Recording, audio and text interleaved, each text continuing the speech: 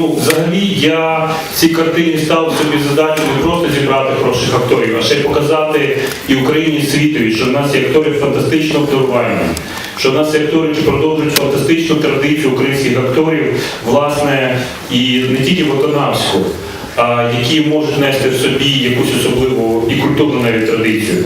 Я дуже вдячний Станіславу Баклану, який грав Івана Кочергу, за те, скільки він зусиль. Не просто він навчився грати на музичному інструменті, не просто було відмовитись від всього того напрацьованого роками, десятиліттями, що він здобував в театрі і працював в кіно, а він йшов з самого початку, як маленька дитина, крок за кроком, і будував цю роль. Олександр Кобзарю, який зіграв роль енквадиста Володимира, який його учень, до речі, по театральній школі, і оце між ними змагання, історія допиту між ними обома, це надзвичайно була складна і акторська сцена, і для мене самого, і там вже вони свідомість втрачали, і в нього справді там вже і слається кров, тому що це дуже-дуже складна була для нас історія. Але я хочу сказати вам ще одне, що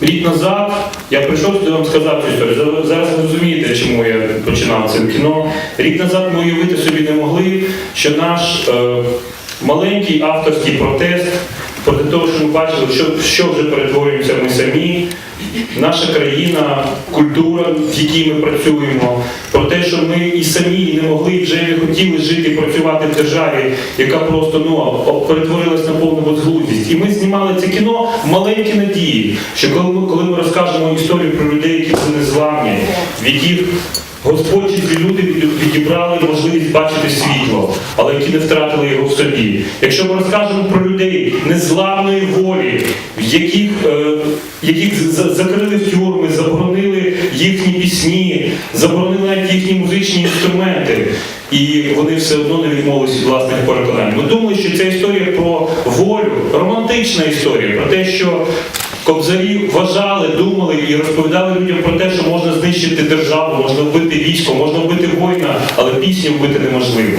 Якщо буде жити пісня, хтось колись її почує, повірить в неї, повірить в цю історію про славу і волю, викоє собі меч, збере навколо себе військо і поверне собі свою незалежну державу.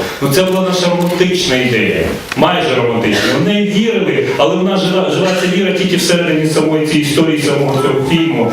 І в неї вірили багато людей, які нам допомагали знімати, але ми собі уявити не могли те, що станеться з нами цієї зими, зараз, прямо